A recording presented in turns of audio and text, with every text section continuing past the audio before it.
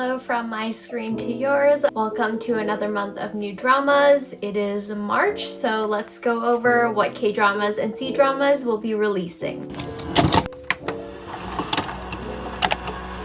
So as always, we'll start off with the K-dramas. First one is actually a random one that has already come out in February. It's called Love Phobia. It's basically about a romance between our female lead, who's the CEO developing this AI dating program, I think, and this author who is the male lead, who I believe is more kind of against that technology, more analog, I guess. I didn't know about it in February, which is why I'm quickly including it here. Frankly, I don't think it will actually be that good. Like, I think it'll be whatever, but I don't really plan on watching the whole thing anyway. I do want to give it a try because I do like the female lead. She's played by, I believe her name is Yeonu, mainly because one of the supporting actors, his name is Chan, and he is a former K-pop idol. I think it's been a few years since he's done any acting works, which is why I'm interested to see him. He is one of the supporting characters in the web drama Live On, Live On that I like. On to the actual dramas coming out in March. The first one we have is Siren's Kiss. Our male lead is investigating insurance fraud, which is also connected to these murders. While he's investigating, he meets this very alluring, elegant female lead, and they develop this dangerous attraction. It kind of reminds me of The Art of Sarah, which I have recently finished, so I'll talk about it at the end of the month. It just reminds me of it because murder, this mysterious, luxurious lifestyle woman who could potentially be dangerous or doing some criminal things. I don't know if he's not a detective, but like investigating something. I don't know if they're actually similar in any way. I once made a video about my favorite actresses, which I'll plug here if you're curious, but I also mentioned a few actresses that I either avoid or just don't necessarily vibe with, and one of them was Park Min-young, who is the female lead in this drama, but I feel like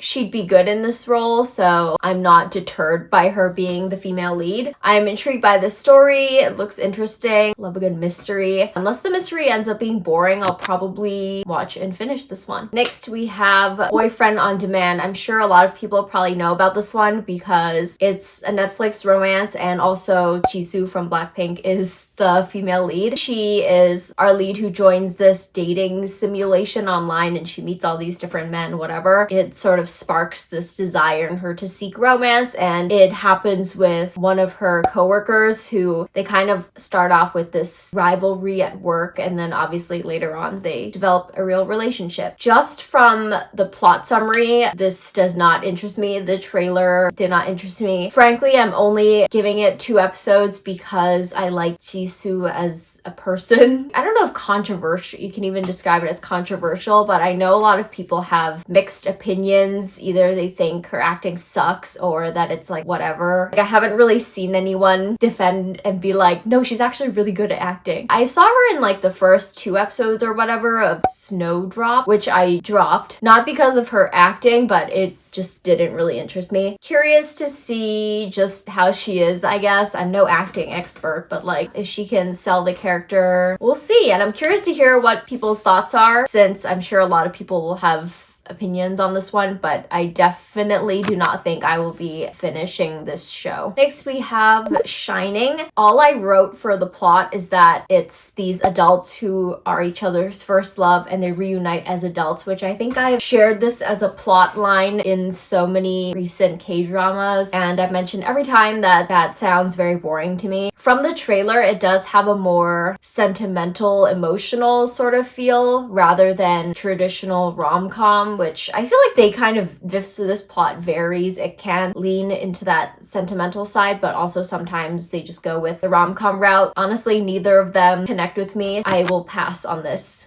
Next, we have Phantom Lawyer, and this one is a story of 2 lawyers, and one of them has this special ability to see ghosts. They're trying to help the deceased get justice. The premise is unique, clearly, and pretty interesting. Objectively, from the trailer, it does look pretty fun, and I think a lot lot of people will enjoy this and that it will be pretty popular. It will have a good balance of comedy and heart. I just don't think the comedy side of it will connect with me, and I don't think I will find it funny. Frankly, I don't feel like giving it a chance, so I'm gonna pass on it, but I do think a lot of people will enjoy it. Second last K-drama we have is Mad Concrete Dreams. This one, our male lead is deep in debt, and so he creates this fake kidnapping plot which gets out of hand, turns into a real sticky situation. And I watched a brief trailer. I don't think they showed too much. It was more vibes and seeing the different characters in the drama. I don't know if it'll actually be similar, but it gave me the feel of watching Parasite. Maybe it's because they're both handling underlying a more serious issue, but with this tone of comedy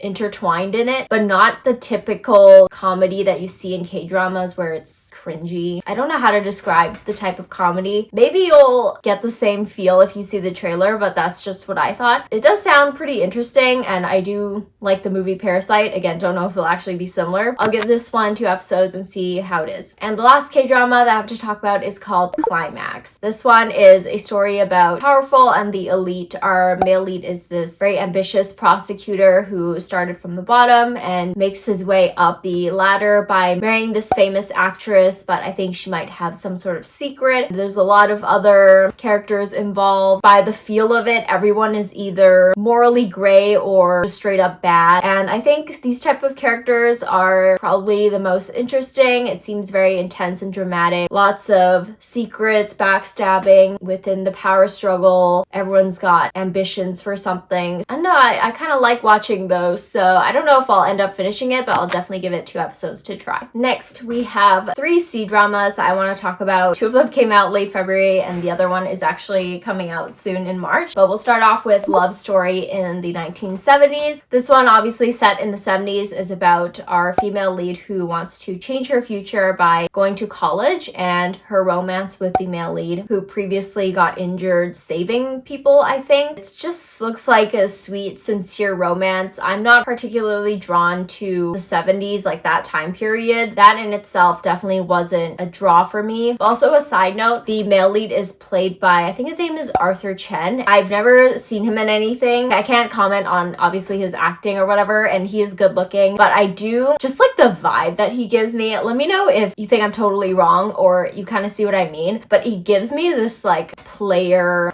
boy energy. I just feel like, especially with this role, like I think if he was playing more of like a bad boy, I would kind of see it, but his character in this drama feels very like sincere. I just feel like I can't buy that. And obviously, I'm sure he's like a good person in real life or whatever, but I don't know. I'm just not vibing with it or him. I don't know. But for now, I will pass on this one. Next one we have is Generation to Generation. This one is I don't know if it's fantasy or if it's like the martial arts. It's a historical drama about the female lead who joins this sect. I don't actually know what exactly the word means definitively, like a martial arts group. And our male lead is very withdrawn because I think it's like everyone in his family is dead. Apparently he has some sort of secret identity. Yeah, it's a romance between the 2 of them. I have seen the male lead Yiran in Reborn last year, and I liked him. The leads are very attractive, so I'm always down for that in a romance. In fact, I need that in the romance. The plot itself doesn't sound like particularly interesting or memorable in itself. I have actually watched the first 2 episodes already, but I also started another historical romance, which I'll mention at the end of the month. I just don't want to spoil what I'm watching right now. That one has captivated my interest a lot more, so after watching 2 episodes of this, I have not picked it up again. That's not to say that I won't pick it up after, but we'll see how I feel. From the first 2 episodes, just my quick thoughts. It's like not bad, but I don't think it like grabbed me at the same time. Like I could just not go back to it and I would be fine. And then last one to talk about, I think this one is probably one that a lot of people are looking forward to and excited to watch, and that is, I believe it's